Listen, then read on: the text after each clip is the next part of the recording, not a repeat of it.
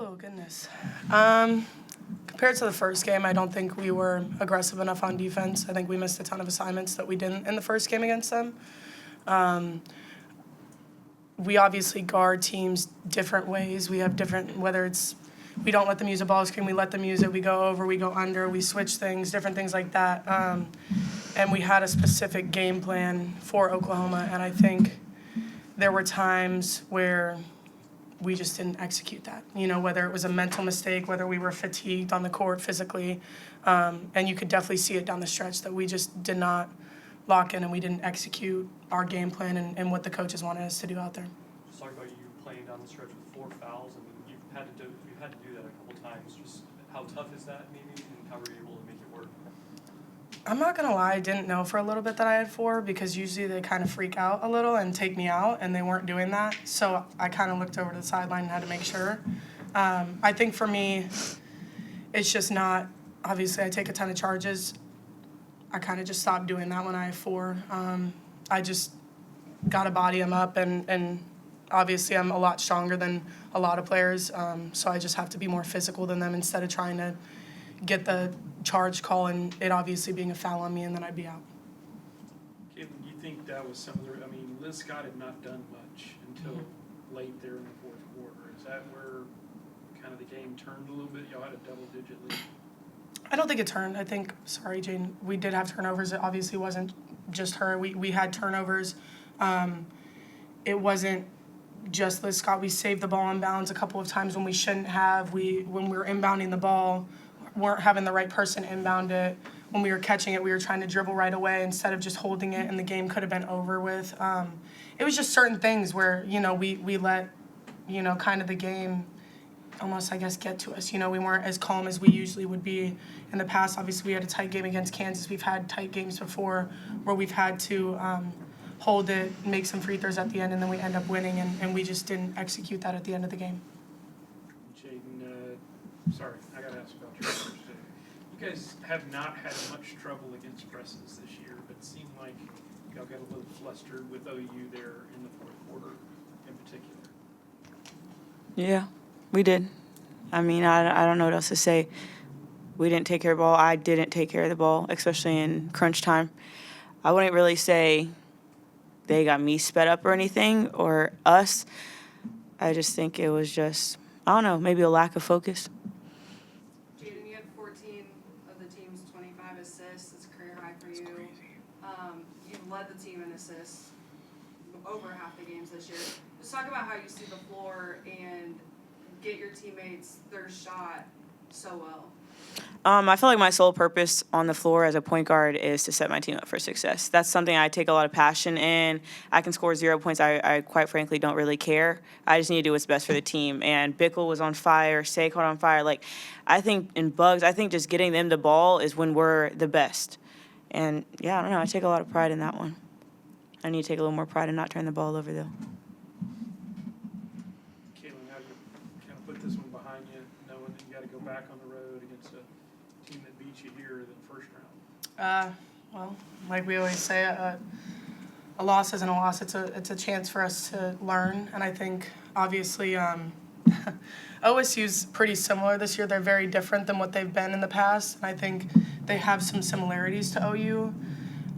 So if I'm going to be honest, I think for us it's a huge prep game for us. We're about to face a team that shot really well against us last time, and we're going to get to rematch them. Obviously, OU is an incredible shooting team. We saw it out there tonight. But I think for us it's just going home, watching this film, getting in with the coaches, watching this film, and wipe it away. We met after the game, and that's exactly what Coach Nikki said. She wasn't like, oh, let's dwell on it. No. You're going to watch the game, we're going to learn from it, and we're going to move forward and become better for it, because this one game isn't going to define us. We have so many more left in us, and so we just got to get better. Caitlin, we talked about Jaden's 14 assists. You were 10 for 10 from the line. Did you just feel like every time you were going up there, you were going to drill it? Yeah, I just be shooting. I don't know. I'm not going to lie. We shoot 200. We have to make 200 free throws a week as posts. Take a lot of pride in that. I usually try to go 100 for 100 every time I'm going in there. It's just a shot. It's mental. You just got to shoot it. It goes in like every other shot, hopefully. Jaden, is anything going to change in the next couple days regarding rest and recovery, a little bit of extra added minutes tonight? I mean, is it going to change anything? Or We're in season. You know, you just got to take care of your body. We have an off day tomorrow. Come in, get treatment, whatever our trainer needs us to do, and be ready for the next one. Anything else? Kaylin, I guess maybe y'all have gotten to the point where you just expect it, but double-double for Bugs and 14.17 rebounds. Y'all gotten just where you expect that from her every night? I mean, we know what we're going to get from her. We know she's going to go to the boards every night. I think it's just there's so many other factors on the court. You know, we absolutely love it. Coach Nikki even touched on it. Obviously, we got a good shot at the end in regular play, and Bugs went up and got a rebound. And that's, you know, you would love for that stuff to go in. You really would. But it's the fact that she's a freshman and she's trying to fight her way in there and do as much as she can. And I think she's just going to be great for us. I think she's having to grow up really, really quickly. So is Bella.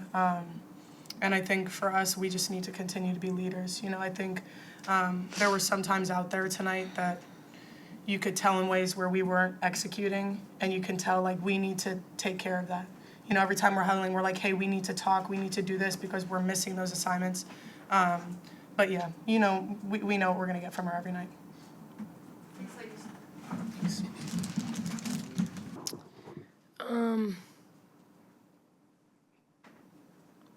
I think for me, I tried to challenge them, but I don't think I did enough to get them to believe we were going to win when the game went to overtime. Like, I could see the fact that that game was won, and, you know, we found a way to lose it. I mean, we literally found a way to lose the basketball game as opposed to, you know, and I think that even trying to get them to understand that they had 5 minutes to prove that they were the better team because they'd proven for 39 minutes and 46 seconds that they were the better team, you know, but we spread out our mistakes down the stretch, you know, and it probably was a mistake on my part that I didn't use my last timeout when they cut the lead to 3. But we got the ball inbounded to Sarah Andrews, and they had to foul. You know, we needed to cover up. We needed to cover up, and they had to foul. You know, because it was last possession. They're down 3. They got a foul. We go to the foul line, even make 1 or 2. It's a 2-possession game. And I'd had to use a timeout in the first half and 1 in the second, and so I was trying to save one for a play like that last play. Where we got a wide open shot to win it. So, but hindsight's always 20/20. You know, we made mistakes that we've spent a lot of time trying to coach out of them. Bugs was flying around on the defensive boards all night. I'm so proud of her. And especially considering she played 9 minutes and fouled out when we played at OU. And she was just such a warrior, and she was cramping, and that's why she went out in the first half. And so she was in a little pain. But, you know, when she saved it and threw it directly to them for a layup, I can promise you we have preached over and over and over again against every team we play, but in particular OU. You get the ball in the lane, laying on the floor, you hold that thing until they tie it up. You know, you have a loose ball under the basket, I don't even want to save it under our own basket. I tell them not to save it under our own basket. If they don't see a teammate to pass it to because it's too quick, you've thrown yourself out of bounds, and now it's, you know, whatever end it's on, it usually ends poorly. And she was just making a hustle play. Like, it was instinctual to try to save that ball. She just happened to save it directly under the basket. You know, but it was those key turnovers late. You know, as good as we were executing at the end of the Kansas game and got a lot of positive for that, you know, Jaden didn't go with the flow of Sarah, and they picked off the pass. You know, and so we were winning the battle at turnovers all night. We were winning that points off turnovers until the end. But I feel like we were deflated giving up the lead, you know. And you know, we even tied it up once, but we just didn't have the gas in our tank to get enough stops late. to win. So, yeah. Nikki, they were getting a lot, and maybe it was, I don't know if it was the defense or what, but they were getting a lot of layups, and they ran some nice plays, but it seemed like they had, I don't know if it was defensive lapses or what, but it seemed like they were getting a lot of layups and stuff in the paint. Yeah, I mean,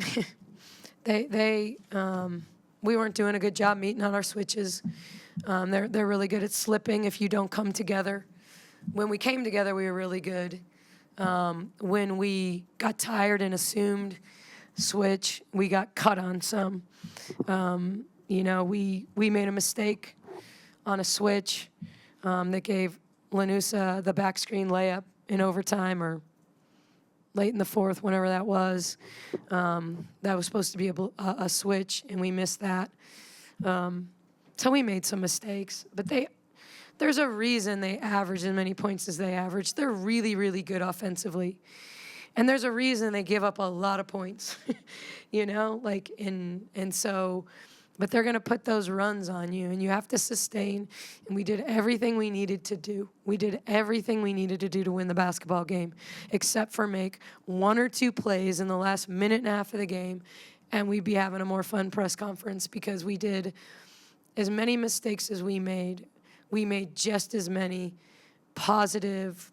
You know, like I look at Jaden and I thought she made a ton of mistakes late. And then I looked down and realized she had 14 assists. And that's a really, really good game, you know? 14 assists and 5 turnovers. It was just the cluster of turnovers, you know, or near turnovers that she had in the timing. That was bad. But, you know, she gave us some good stuff, you know? Even Jana's little back cut against the out-of-bounds play, then the layup and one. Like, we had a ton of really good possessions and good possessions defensively, good possessions offensively. We had some bad ones at the wrong time. Caitlin was clearly been emotional, not what she was in here before. What can you say about how much she feels out there, how much she cares? Yeah, I can promise you by the time I talk to her tomorrow, she'll have watched this game twice. That's how much she cares. I'll have kids that don't even watch the game until we show it to them on film on Thursday. But Caitlin will have watched it twice. And that's why she's so good. And it's what some of our guys need to understand. Like, there's a reason why Caitlin's good, because she takes her craft seriously. And she doesn't get away with being good because she's faster or stronger or quicker. She's good because she studies and she cares. And she wants to make the right play, and she makes mistakes, and I'm telling you, she'll be the first to own, like, hey, I got cut up by Maddie one time, or I got cut up.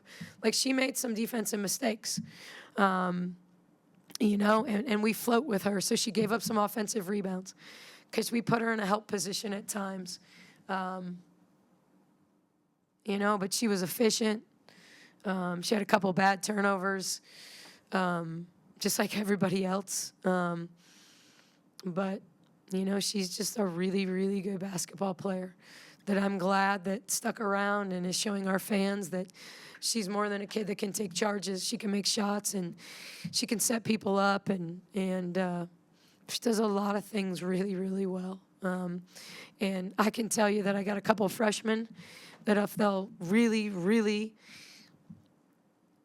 believe that they have someone next to them that's going to show them the right way to do everything, then they're going to be 10 times better than her when they leave here. But that's their choice, you know? Like, you can't give people heart. You can challenge them. You can want them to be great.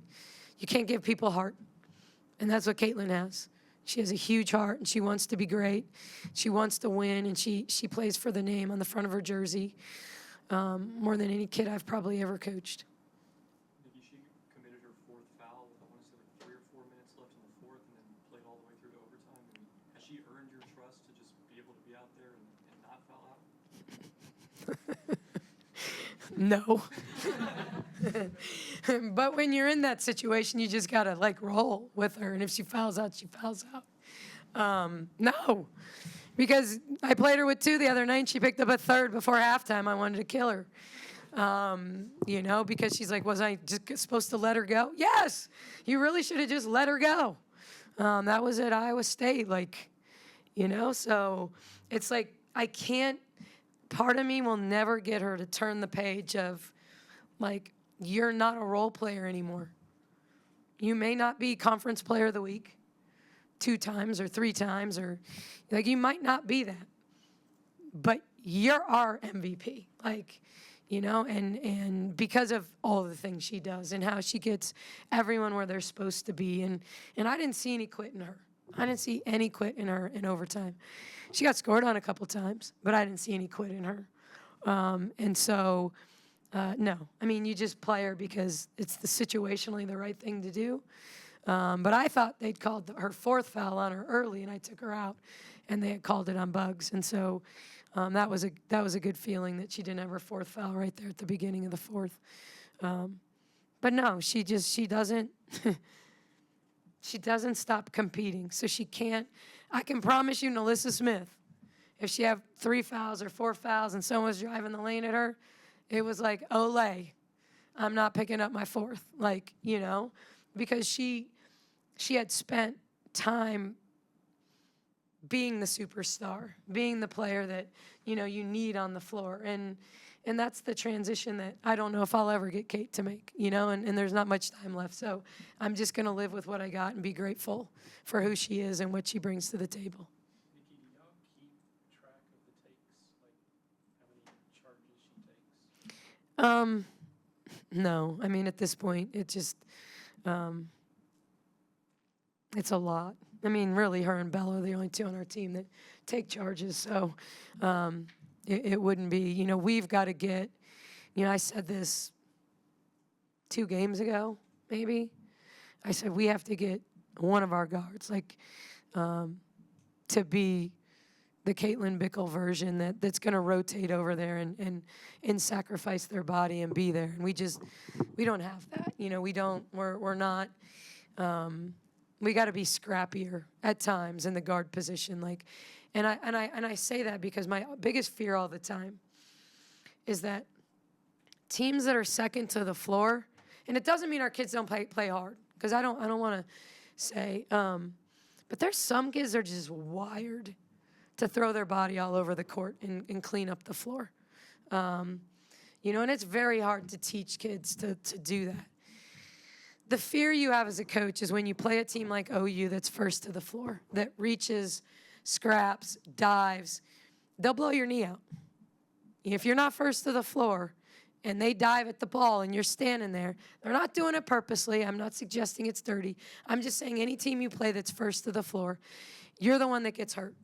If you are standing there reaching over trying to pick a basketball up, and I've watched it. Angel McCautry, like, we had a championship team in Atlanta my first year. And in August, Mariah Jefferson dove on a loose ball and Angel McCautry blew her knee out.